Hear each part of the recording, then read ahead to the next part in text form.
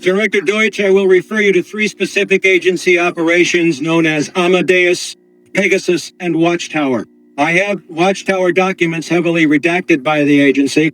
I was personally exposed to CIA operations and recruited by CIA personnel who attempted to recruit me in the late 70s to become involved in protecting agency drug operations in this country.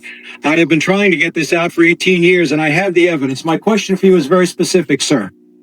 If in the course of the IG's investigations and Fred Hitz's work, you come across evidence of severely criminal activity, Let him speak into and the it's mic. classified, will you use that classification to hide the criminal activity, or will you tell the American people the truth?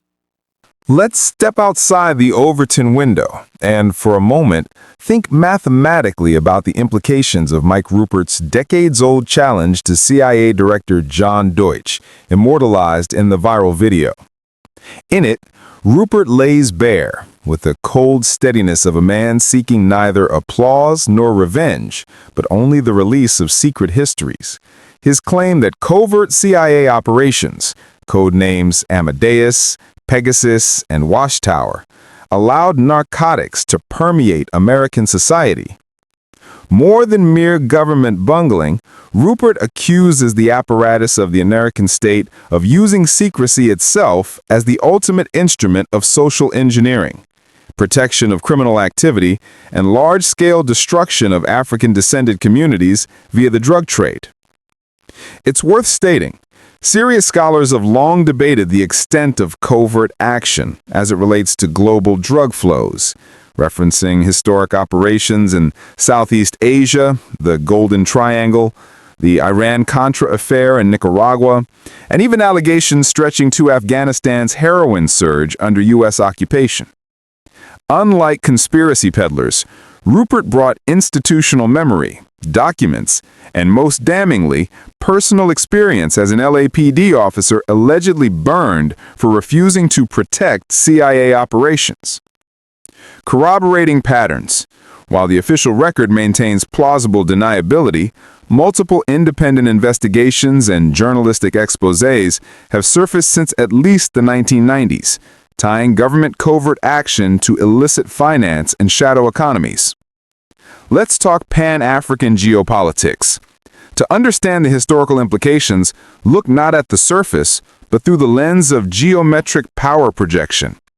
If the engine of a state can be fueled, at least in part, by narcotics proceeds, as civil society and law enforcement both reel under the burden, then the targets are not only the bodies of its domestic underclass.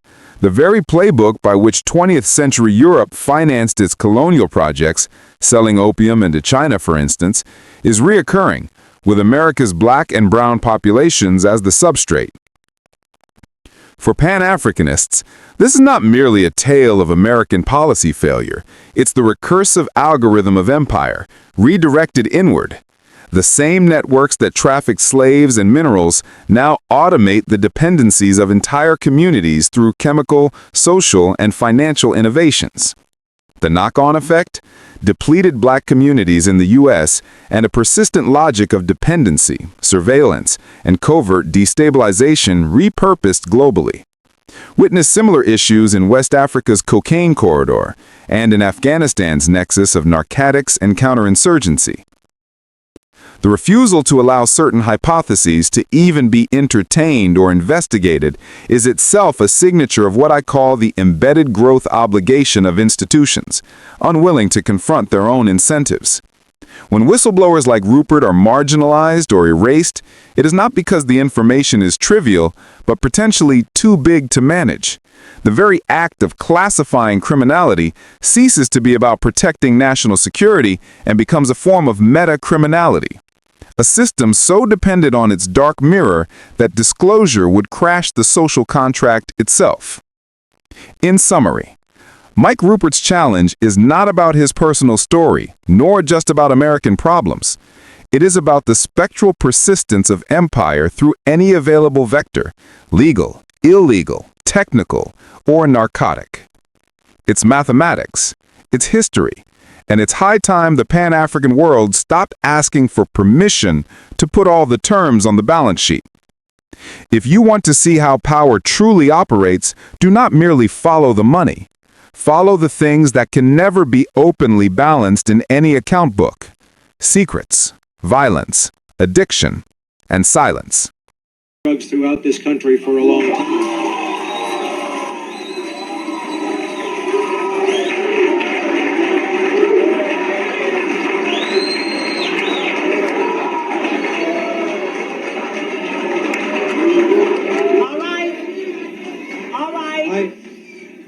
All right, obviously that is an answer for a lot of you. Now can you please? I refer. All right, now can you please?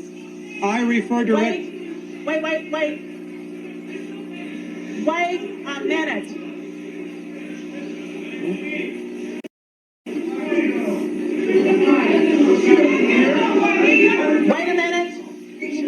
Wait a minute here. Wait a minute. If you don't like what's going on here, please leave now. Leave. No, leave now, because there are others who do want to hear what's going on in this room.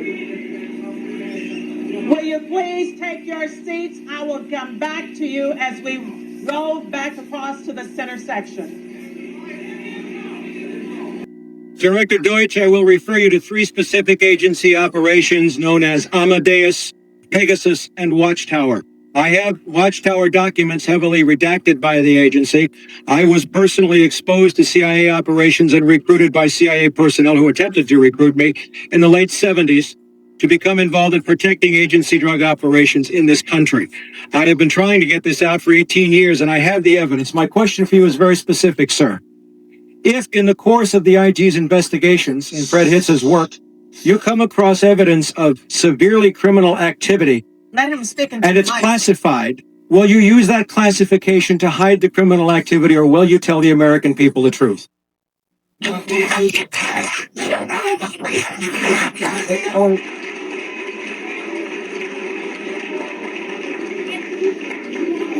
All right, you want to hear the response first from Congressman Julian Dixon and then from the director.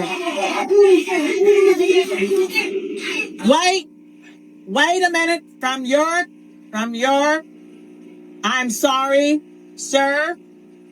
I will allow the director to speak first and then Congressman Julian Dixon.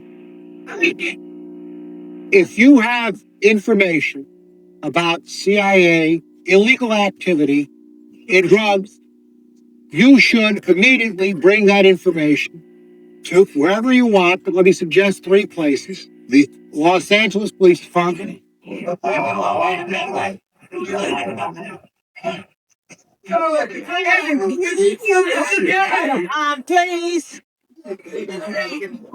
If I'm sorry, others want to hear this answer. we will bring the people to justice and make them accountable. All right, Congressman Dixon. Thank you, sir, for coming. Wait a minute here. I thought you did not want to be here, but now that you are here, please let us hear and listen. Thank you very much. Sir, I want to thank you for coming. You were at the last meeting. The staff probably had the spelling of your name wrong, but we would like to talk to you. We have been looking for a couple of days for you, and we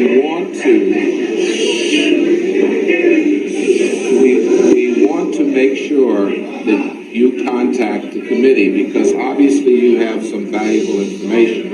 If you want to give it to me privately, if you want to hand it to that aide where I can contact you this evening, please do it. Don't let us get away without getting a contact from you. Thank you, sir. Pass it up to him now so everyone can see that I got it. That would be fine. Thank you, sir. And for the record, Please keep the noise down so that we can hear and we can get answers. For the record, my name is Mike Ruppert, Ruppert. I did bring this information out 18 years ago, and I got shot at and forced out of LAPD because of it. I've been on the record for 18 years nonstop, and I'll be happy to give you, Congressman, anything that I have. Thank you, Mr. Ruppert.